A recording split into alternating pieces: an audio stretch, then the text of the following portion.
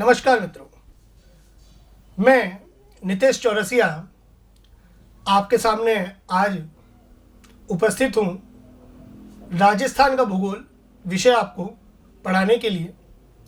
आप में से बहुत सारे छात्र मुझसे कोटा राजस्थान में पहले भी पढ़ चुके होंगे। अलग अलग संस्थाओं में कई सारे छात्रों ने मुझे ये कहा कि सर आपका कोई वीडियो या वो वीडियो व्यवस्था या यूट्यूब पर आप इस तरह की हमारे लिए व्यवस्था कीजिए कि हम ऑनलाइन अध्ययन भी कर सकें। तो मैं उन सभी छात्रों के लिए आज ये कहना चाहता हूँ कि ये मेरा पहला वीडियो है और आप इसको देखिएगा, समझिएगा और मुझे बताइएगा कि आपको कैसा लगा। मैं आपको बता दूँ कि यहाँ पर मैं आपको भूगोल का अध्ययन करवाऊँगा। भूगोल का अध्ययन में सबसे पहले अपन राजस्थान का भूगोल आज यहाँ पढ़ेंगे। उसके सामान्य चीज़ों को हम यहाँ समझेंगे। मैं आपको बता दूं मित्रों कि वर्तमान में राजस्थान में जो वैकेंसीज अभी हाल ही में कुछ आने वाले समय में आ सकती हैं, जैसे आपने सुना होगा कि एक तो पटवार की वैकेंसी है, एक पुलिस, एक रीट की परीक्षा के लिए। रीट की परीक्षा में खास तौर से जो एसएसटी वाले हैं उनके लिए द्वितीय लेवल में जो भूगोल का जो सिलेबस है उसके अनुसार हम यहाँ पढ़ेंगे। इसके अतिरिक्त भविष्य में आरएस प्री परीक्षा के लिए भी जो आवश्यक चीज़ें हैं वो हम यहाँ पे समझेंगे। इसके साथ साथ टेक्निकल हेल्पर की वैकेंसी भी आपके सामने भी उपस्थित है। तो इन सभी वैकेंसियों को ध्यान में रखते हुए आज हम विषय को यहाँ पर समझेंगे और उसे पढ़ने का प्रयास करेंगे। ठीक है, तो आप ध्यान रखिएगा कि भूगोल का कोई भी विषय जैसे आप राजस्थान पढ़ते हैं या आप भारत पढ़ते हैं, तो सबसे पहले मैं एक बात बताना यहाँ जरूर चाहूँगा कि आप लोगों के पास, जैसे कि मान लीजिए आप राजस्थान का भूगोल पढ़ते हैं या आप भारत का भूगोल पढ़ते हैं, तो आपके पास उस विषय का मानचित्र, मित्रों मानचित्र यानी मैप एक अवश्य रूप से होना चाहिए। मानचित्र दो प्रकार के आपको बाजार में मिल जाएंगे। बिल्कुल ओरिजिनल मानचित्र आपको दो प्रकार के मिलेंगे। एक मानचित्र होता है राजनीतिक,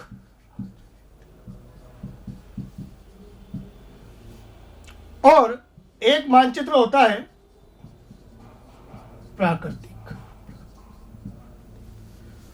जरूरी नहीं है कि आप दोनों ही खरीदें, आप केवल राजनीतिक मानचित्र ले सकते हैं और उससे अध्ययन कर सकते हैं।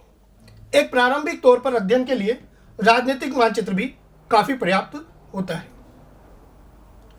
तो मैं आपसे ये कहना चाहूंगा कि जैसे आज हम राजस्थान का भूगोल प्रारंभ करेंगे, तो आप एक काम कीजिएगा कि उसका राजनीतिक मानचित्र अपने पास अवश्य रखिएगा। जो जो चीजें मैं आपको यहां समझाऊंगा उस मानचित्र के माध्यम से आप उसे आराम से समझ सकेंगे। फिर भी कोई दिक्कत हो तो आप अपने कमेंट भी कर पाएंगे। तो मैं प्रारंभ करने जाता हूं राजस्थान का भूगोल आज।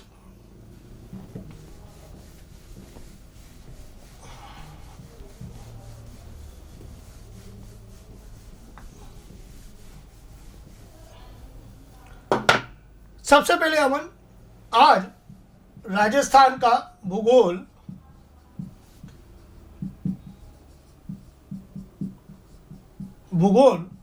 यहां पर हम प्रारंभ करेंगे।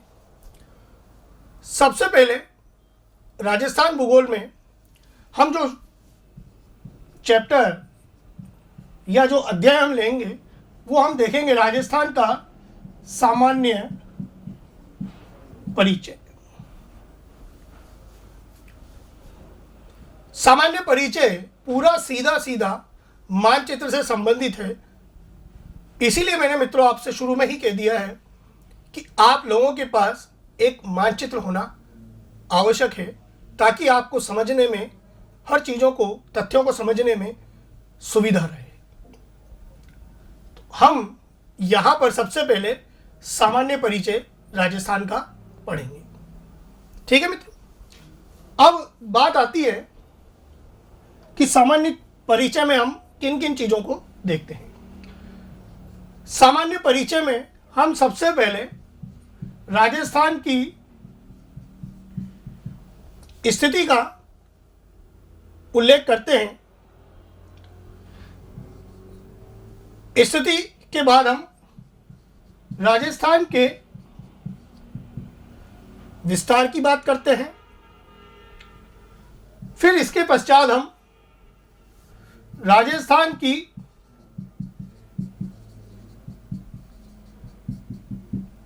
सीमा रेखाओं का अध्ययन करेंगे और इसके पश्चात जिलों का निर्माण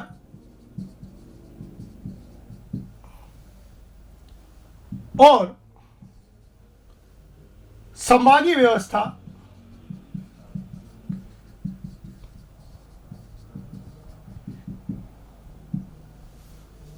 का अध्ययन भी हम यहां पर करेंगे। तो ये वो विषय हैं जो हम सामान्य परिचय में पढ़ेंगे। आप चाहे तो एक बार नोट भी कर सकते हैं कि हम इसे आज यहां पर अध्ययन के रूप में देखेंगे।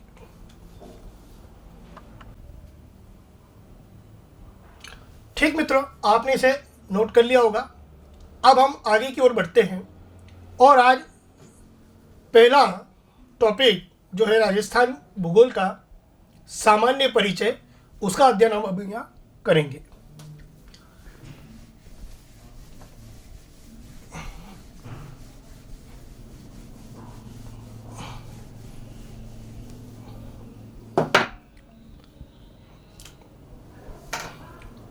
तो दोस्तों, सबसे पहले हम बात करेंगे राजस्थान की स्थिति की। स्थिति देखने के लिए सबसे पहले हमें राजस्थान का एक मैप मैं आपके सामने यहाँ छोटा सा बनाता हूँ।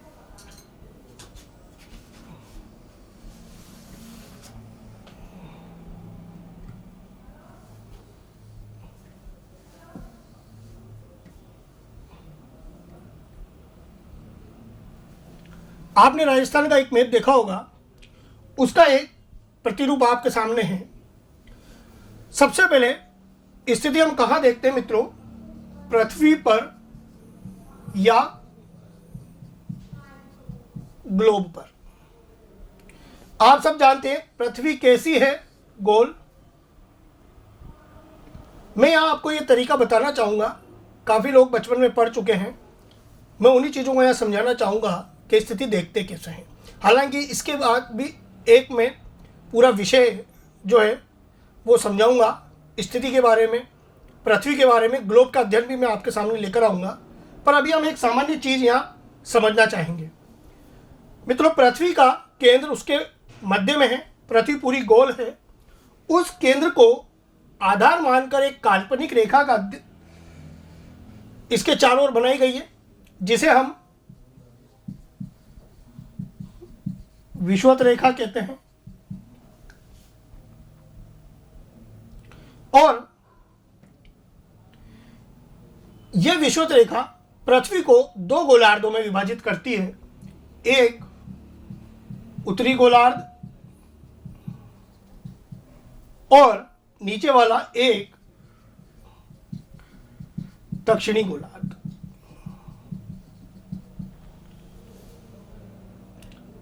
अब इसी प्रकार इसी को केंद्र को आधार मानकर पृथ्वी पर एक केंद्रीय रेखा खींची गई है जिसे 0 डिग्री देशांतर कहा जाता है या ग्रीनविच रेखा भी कहा जाता है। यह ग्रीनविच रेखा भी पृथ्वी को 2 भागों में विभाजित कर देती है। ये वाला भाग पूर्वी गोलार्ध और इस तरफ वाला भाग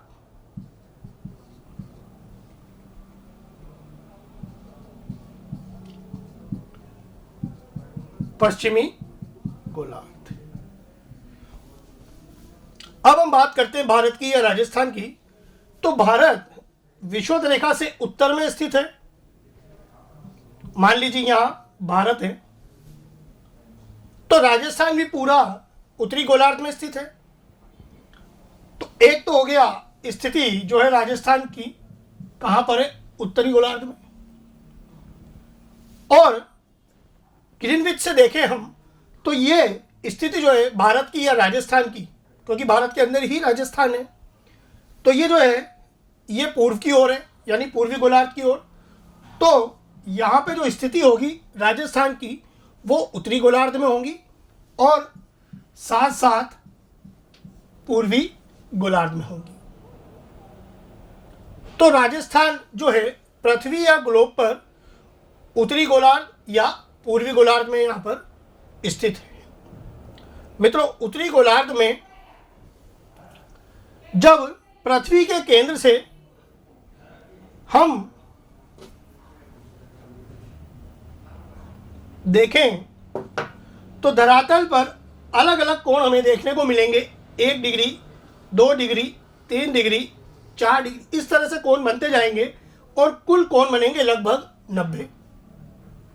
उत्तरी गोलार्ध में भी 90 और दक्षिणी गोलार्ध में भी 90। चूंकि हम उत्तरी गोलार्ध में रहते हैं तो हम उत्तरी गोलार्ध की बात करेंगे। ये कोण पृथ्वी के केंद्र से चारों ओर बनेगा। तो चारों ओर पृथ्वी के 1 डिग्री अक्षांश रेखा खींची जा सकती है। जहां पर 2 डिग्री का कोण होगा 2 डिग्री अक्षांश खींची जा सकती है। जहां पर 3 डिग्री होगा 3 डिग्री अक्षांश रेखा खींची जा सकती है। तो इस प्रकार उत्तरी गोलार्ध में कुल हम कितने 90 अक्षांश बना सकते हैं। तो हमें यहां पर स्थिति में यही देखना है कि राजस्थान की जो ग्लोब पर स्थिति आ रही है, पृथ्वी या ग्लोब पर, वो कितने डिग्री की आ रही है। एक बात और कि इन डिग्री को भी छोटे छोटे भागों में विभाजित किया गया है और कुल 60 भागों में विभाजित किया गया है, जिसे मिनट भी कहा जाता है। ये सारी चीज़ें आपको पहले से पता होनी चाहिए। हालांकि मैं ये अध्ययन आपको करवाऊंगा अक्षांश देशांतर के लिए भी, एक दिन मैं आपको अध्ययन करवाऊंगा पूरा उसी टॉपिक का, वहाँ आपको ये चीज़ बेहतर समझ में आएगी। तो कहने का मतलब ये है कि राजस्थान यदि उत्तरी गोलार्ध में है तो उसके अक्षांश जो होंगे वो उत्तर से उत्तर की ओर होंगे,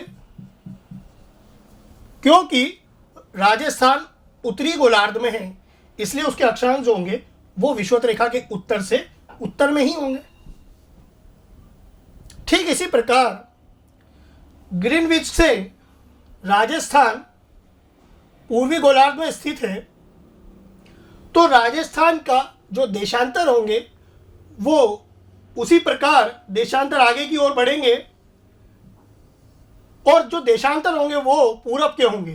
तो वो यहाँ से लेकर इस जगह तक पूर्व दिशा की ओर या पूर्वी गोलार्ध की ओर होंगे। आप इसका चाहें तो एक जनरल शॉट भी ले सकते हैं।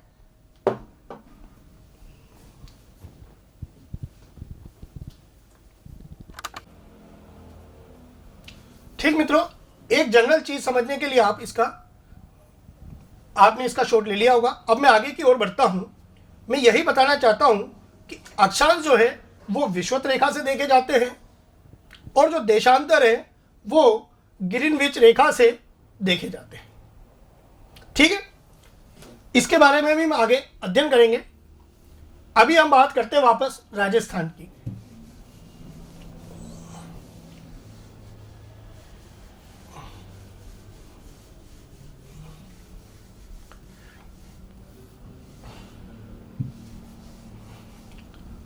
अब हम स्थिति पर आते हैं, राजस्थान की स्थिति पर।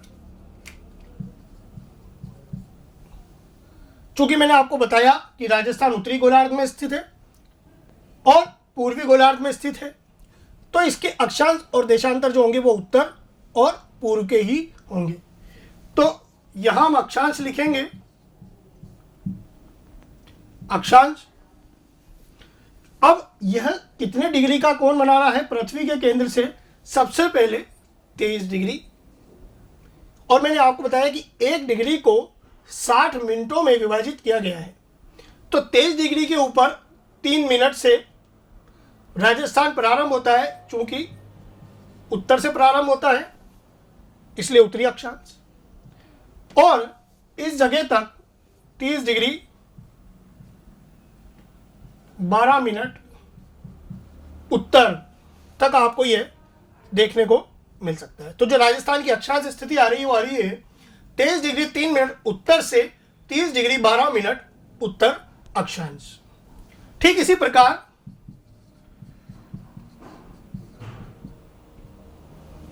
देशांतर स्थिति जो है, देशांतर हम ग्रीनविच से देखते हैं। जब हम ग्रीनविच से घूमना प्रारंभ करते हैं पृथ्वी पर, तो सबसे पहले हम राजस्थान में इस जगह पहुंचते हैं, और ये जो स्थिति है 69 डिग्री 30 मिनट पूर्व से प्रारंभ होती है। पूर्व इसलिए क्योंकि ग्रीनविच से हम पूर्व में हैं, और यहां तक ये होती है 78 डिग्री 17 मिनट पूर्व तक। अर्थात यहां पे 30 डिग्री 12 मिनट उत्तर आप ले सकते हैं। सॉरी, माफ कीजिएगा,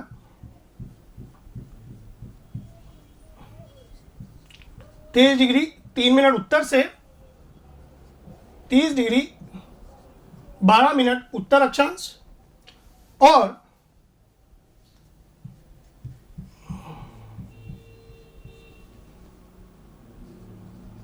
69 डिग्री 30 मिनट पूर्व से 78 डिग्री 17 मिनट पूर्व।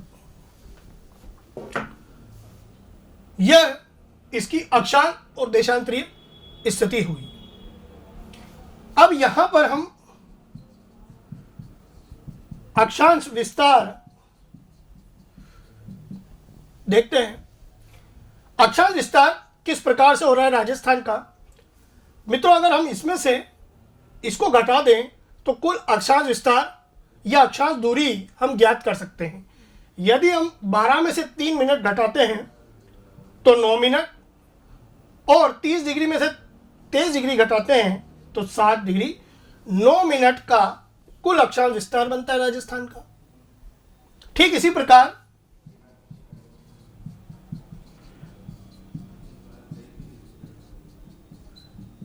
देशांतर विस्तार, इसमें से ये घटाने पर आएगा। अब यहां से 17 में से 30 हम नहीं घटा सकते हैं।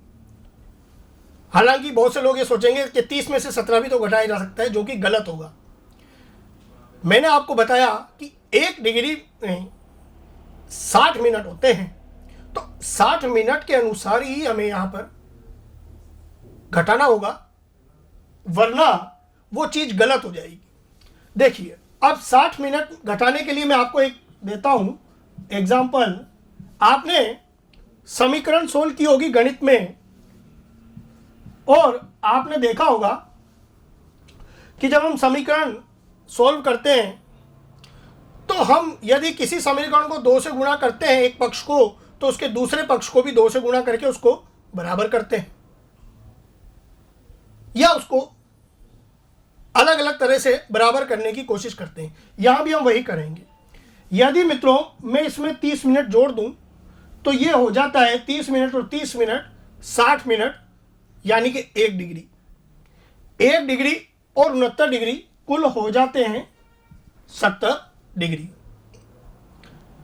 ठीक इसी प्रकार यदि हमने 30 मिनट यहाँ जोड़े तो 30 मिनट हम यहाँ भी जोड़ सकते हैं बराबर करने के लिए। ये होते हैं 47 मिनट और 78 डिग्री।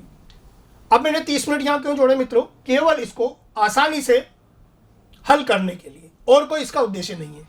ये कोई गणित नहीं है, केवल एक मैंने तरीका बताया है कि 17 में से 30 तो हम नहीं घटा सकते, लेकिन 1 डिग्री में 60 मिनट होते हैं, तो हम किस प्रकार समीकरण बनाकर हम भी इसको एक तरह से हल कर सकते हैं। अब आप यहाँ सीधा सीधा घटा सकते हैं मित्रों।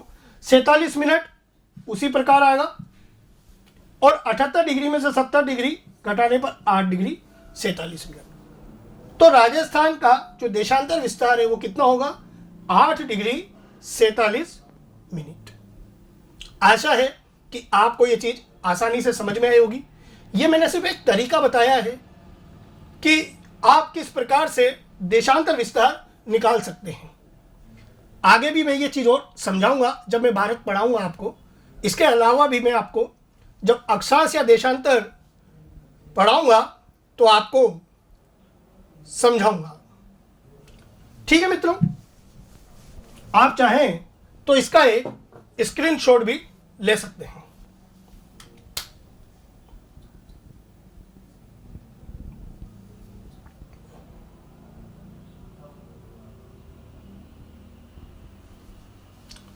ठीक, आशा है आपने इसका स्क्रीनशॉट ले लिया होगा। हम अब आगे की ओर बढ़ते हैं मित्रों। तो ये बात आई केवल किस चीज की? स्थिति की। अब स्थिति दूसरी तरीके से भी हम देख सकते हैं।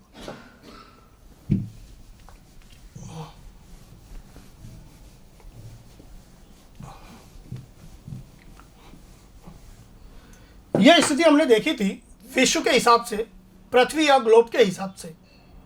अब हम बात करते हैं भारत की। मित्रों आपने भारत देखा होगा, यदि हम आपने भारत का मानचित्र भी देखा होगा। हम भारत का मानचित्र पे एक बार नजर डालते हैं।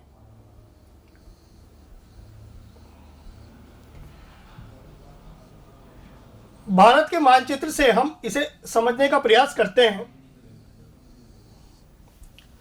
यह एक छोटा सा भारत का मानचित्र है। अगर हम भारत की बात करें तो हम देखेंगे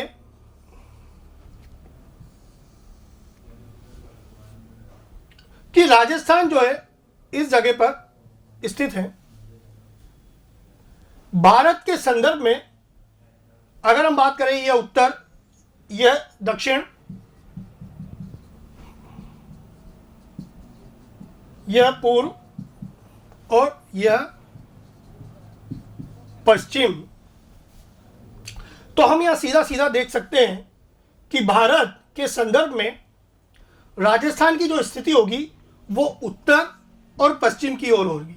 अर्थात यहां पे जो स्थिति बनेगी वह बनेगी उत्तर पश्चिम। तो यदि पूछा जाता है कि राजस्थान भारत में किस दिशा की ओर है, तो हम बता सकते हैं कि उत्तर पश्चिम की ओर स्थित है। यह किस हिसाब से? दिशाओं के हिसाब से, केवल दिशाओं के हिसाब से। ठीक है मित्र, आप चाहें तो इसे ले सकते हैं एक बार शॉर्ट भी। ठीक है मित्रों, अब हम आगे बढ़ते हैं।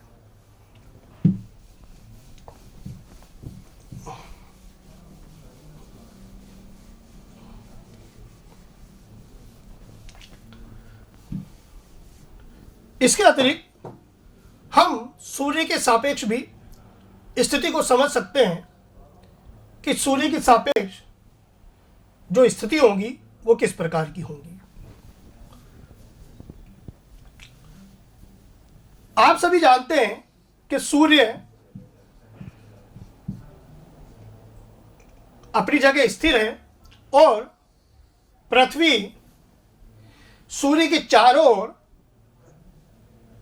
वामावर्त दिशा में चक्कर लगाती हैं, इस तरह से। वामावर्त दिशा या एंटी क्लॉकवाइज दिशा में, जिसे हम एंटी क्लॉकवाइज डायरेक्शन भी बोल सकते हैं, सूर्य के चारों ओर चक्कर लगाती है। पृथ्वी के मध्य में विषुवत रेखा, पृथ्वी के 23 डिग्री 30 मिनट उत्तरी अक्षांश में कर्क रेखा, दक्षिण में 23 डिग्री 30 मिनट मकर रेखा,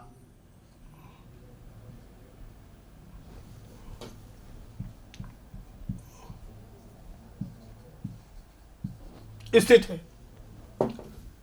सूर्य का प्रकाश पृथ्वी पर विषुवत रेखा व कर्क रेखा पर तो सीधा पड़ता है, परंतु जब हम कर्क और मकर रेखाओं से ऊपरी अक्षांशों की ओर जाते हैं तो आप देखिए सूर्य की किरणें तिरछी होती जाती हैं, इस प्रकार से।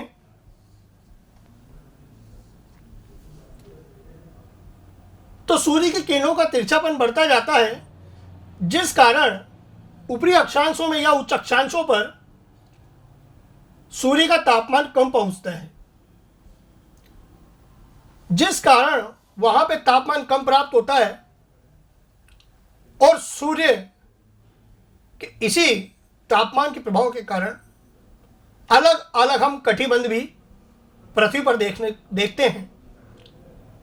यहां पर हम सूर्य की सापेक्ष स्थिति की बात कर रहे हैं, तो मैं ये बताना चाहता हूं कि जैसे जैसे हम विषुवत रेखा से उच्च अक्षांशों की ओर बढ़ते हैं, सूर्य की किरणों का तिरछापन बढ़ता जाता है। अब हम बात करते हैं राजस्थान की।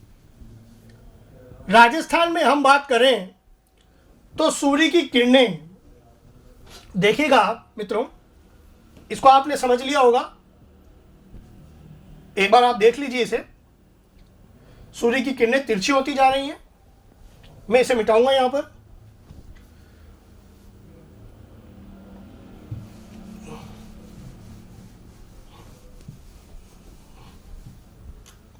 अब हम बात करते हैं राजस्थान की। राजस्थान में हम देखें तो राजस्थान जो है विषुवत रेखा के काफी ऊपर है, परंतु 23 डिग्री 3 मिनट से जो स्टार्ट हो रहा है, ये प्रारंभ हो रहा है। राजस्थान में हम बात करें सूर्य के सापेक्ष, तो सूर्य की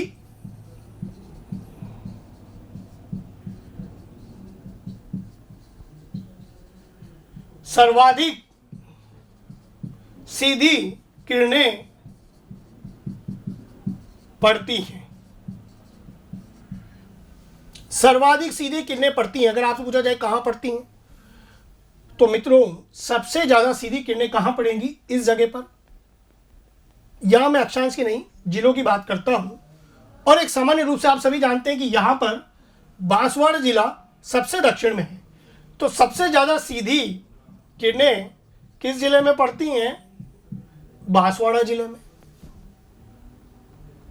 और जैसे जैसे हम उत्तर की ओर जाएंगे, सूर्य की किरणें सर्वाधिक तिरछी होती जाएंगी। तो सर्वाधिक तिरछी कहां पड़ेगी किरणें सूर्य की? यहां पर कौन सा जिला है? गंगानगर। तो यहां हम लिख सकते हैं सूर्य की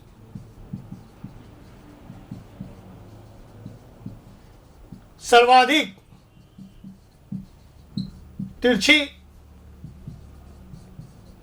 किरणें पड़ती हैं श्री गंगानगर जिले में। तो सर्वाधिक सीधी किरणें पड़ती हैं बांसवाड़ा जिले में और सर्वाधिक तिरछी किरणें पड़ती हैं गंगानगर जिले में। ये यहां पर सूर्य के सापेक्ष स्थिति देखने को मिलती है। इसके अलावा आप ये जानते हैं कि पृथ्वी अपने अक्ष पर भी घूमती है और अपने अक्ष पर 24 घंटे में एक चक्कर पूरा कर लेती है, जिससे दिन और रात होते हैं। यदि हम बात करें पृथ्वी पर सूर्योदय की, तो सूर्योदय ये माना जाता है कि सबसे पहले पूर्व दिशा की ओर होता है। यहाँ हम दिशा की बात कर रहे हैं। सबसे पहले पूर्व दिशा की बात, पूर्व दिशा में सूर्योदय होता है। तो राजस्थान में हम ये देखेंगे कि सबसे पहले सूर्योदय कहाँ होगा। राजस्थान के पूर्व की हम बात करें तो राजस्थान का पूर्व है इस जगह पर, जहां पर जो जिला है वो होगा धौलपुर। क्यों? क्योंकि पृथ्वी जब अपने अक्ष में घूमती है तो पश्चिम से पूर्व दिशा की ओर घूमती है। इस वजह से पूर्व की ओर पहले सूर्य की किरणें उदय होती हैं और उसके बाद धीरे धीरे पश्चिम की ओर भी उदय होती हैं। तो यहाँ पर राजस्थान का धौलपुर जिला सबसे पूर्व में है। तो यहाँ पर हम ये देखेंगे, ये आपने देख लिया होगा मित्रों,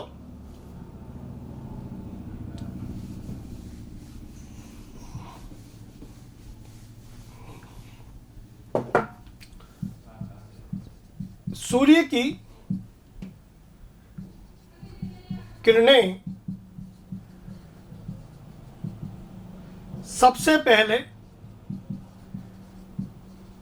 सीधी पड़ती हैं। सबसे पहले, माफ कीजिएगा, सबसे पहले केवल सबसे पहले पड़ती हैं या सबसे पहले सूर्य उदय होता है, वो होता है मित्रों धौलपुर जिले में, क्योंकि धौलपुर राजस्थान में सबसे पूर्व में स्थित है।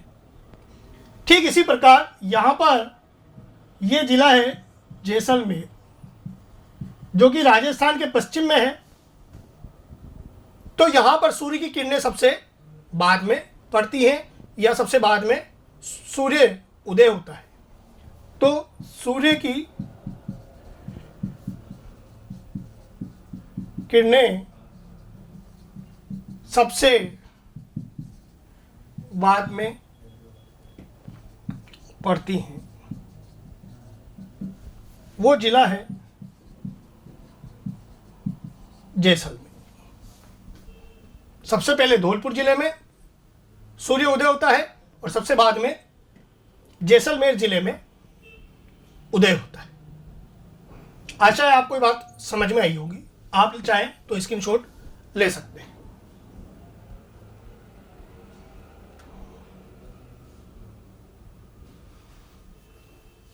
ठीक है मित्रों, यह सूर्य के सापेक्ष स्थिति की बात हुई। तो हमने पृथ्वी या ग्लोब के सापेक्ष स्थिति देखी, जो हमने अक्षांश देशांतर के माध्यम से देखी।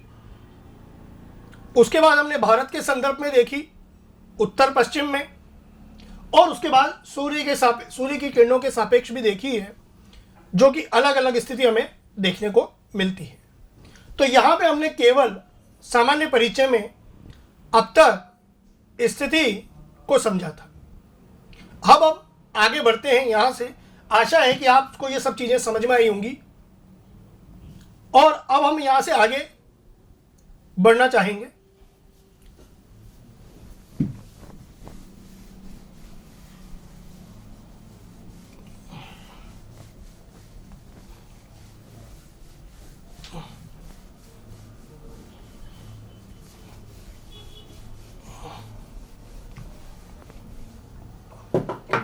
स्थिति के बाद हम बात करेंगे राजस्थान के विस्तार की।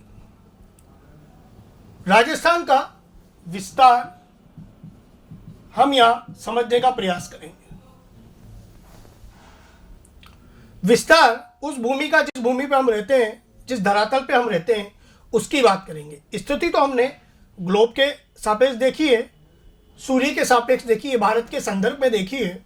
अब हम विस्तार की बात करेंगे उस धरातल की जिस धरातल पर हम आज स्थित हैं, उस धरातल के विस्तार की बात करेंगे। मित्रों, मैं एक बार फिर मानचित्र यहाँ बनाना चाहूँगा, एक राजस्थान का मानचित्र।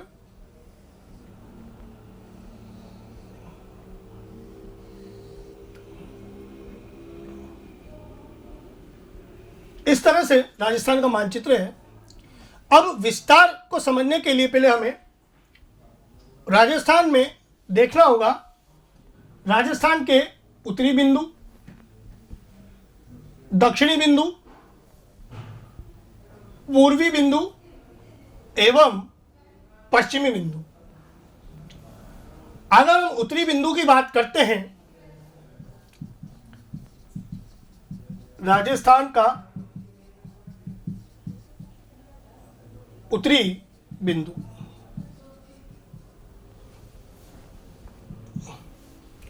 मित्रों राजस्थान का उत्तरी बिंदु इस जगह पर होगा और वह है कोणा गांव। कोणा गांव यहाँ श्री गंगानगर जिले में आता है। तो यहाँ हम लिख सकते हैं कोणा गांव श्री गंगानगर। ठीक इसी प्रकार राजस्थान का दक्षिणी बिंदु इस जगह पर विद्यमान होगा, जो कि है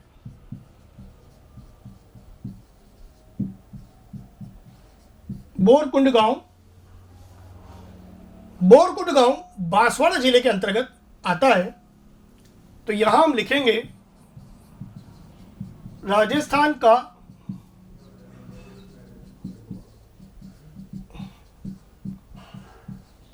दक्षिणी बिंदु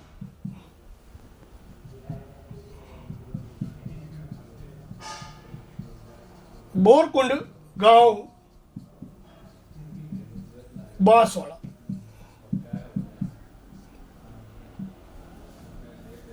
तो उत्तरी बिंदु हुआ कोणा गांव श्री गंगानगर में और दक्षिणी बिंदु हुआ बोरकुंड गांव बांसवाड़ा जिले में। ये आप देख सकते हैं। इसके बाद हम राजस्थान के पूर्वी बिंदु की बात करेंगे। पूर्वी बिंदु जो है राजस्थान का वह है सिलाना गांव। सिलाना गांव धौलपुर जिले के अंतर्गत आता है। यह आपने लिख लिया होगा या समझ लिया होगा। इसके बाद हम, आप चाहें तो इसका स्क्रीनशॉट भी ले सकते हैं। फिर हम आगे बढ़ते हैं। राजस्थान का पूर्वी बिंदु और इसके बाद हम देखेंगे पश्चिमी बिंदु।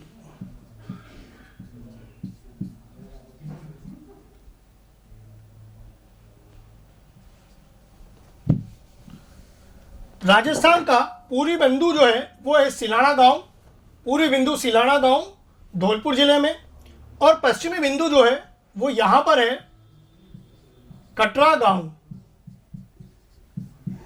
कटरा गांव आता है जैसलमेर जिले में। तो यहां हम लिखेंगे राजस्थान का पूर्वी बिंदु सिलाना गांव,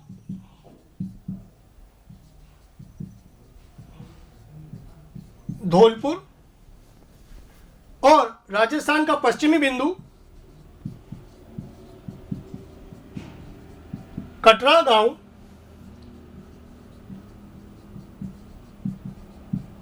जैसलमेर। इस प्रकार से हमने चारों बिंदु देखे, राजस्थान के उत्तरी बिंदु, दक्षिणी बिंदु, पूर्वी बिंदु एवं पश्चिमी बिंदु। अब हम यह विस्तार की बात करते हैं। यदि हम राजस्थान का उत्तरी बिंदु से दक्षिणी बिंदु की तक विस्तार देखें तो यह है 826 किलोमीटर। और इसी प्रकार राजस्थान के पूर्वी बिंदु से पश्चिमी बिंदु तक विस्तार देखा जाए तो यह होता है 869 किलोमीटर। यानी उत्तर दक्षिण विस्तार बनता है 826 किलोमीटर एवं पूर्व पश्चिम विस्तार बनता है 869 किलोमीटर। इसको हम यहाँ लिख सकते हैं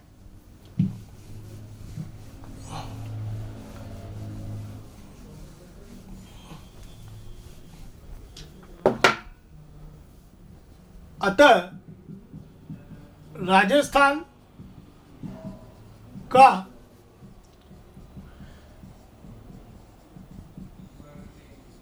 उत्तरी बिंदु से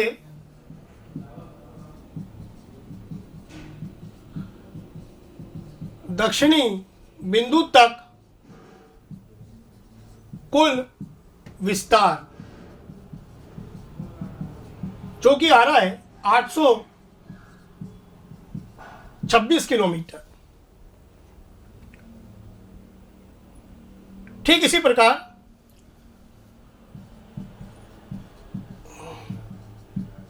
राजस्थान का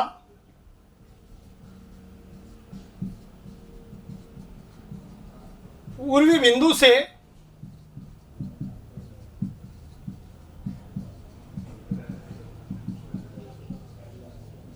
पश्चिमी बिंदु तक कुल विस्तार 869 किलोमीटर। ये हम राजस्थान के धरातलीय विस्तार की बात कर रहे हैं। आशा है कि आपको ये बात समझ में आई होगी। तो उत्तर से दक्षिणी बिंदु तक विस्तार 826 किलोमीटर एवं पूर्व से पश्चिम तक विस्तार 869 किलोमीटर। आप इसका स्क्रीनशॉट ले सकते हैं और आप चित्र को भी बना सकते हैं या देख सकते हैं, इसका स्क्रीनशॉट ले सकते हैं।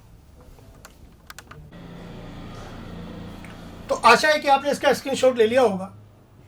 तो मित्रों, आज हमने दो चीजें समझी है सामान्य परिचय में, एक राजस्थान की स्थिति और एक राजस्थान का विस्तार। आशा है आपको ये सब चीजें समझ में आई होंगी। अगर आपको वीडियो अच्छा लगा हो तो आप इसे लाइक कीजिएगा, अपने मित्रों के साथ शेयर कीजिएगा और इसे सब्सक्राइब कीजिएगा। अब इसके बाद कल मैं आपको राजस्थान की सीमा रेखाओं के बारे में और जिलों के बारे में भी समझाऊंगा और उसके साथ साथ हम सामान्य परिचय के संभागीय व्यवस्था की बात भी करेंगे। धन्यवाद।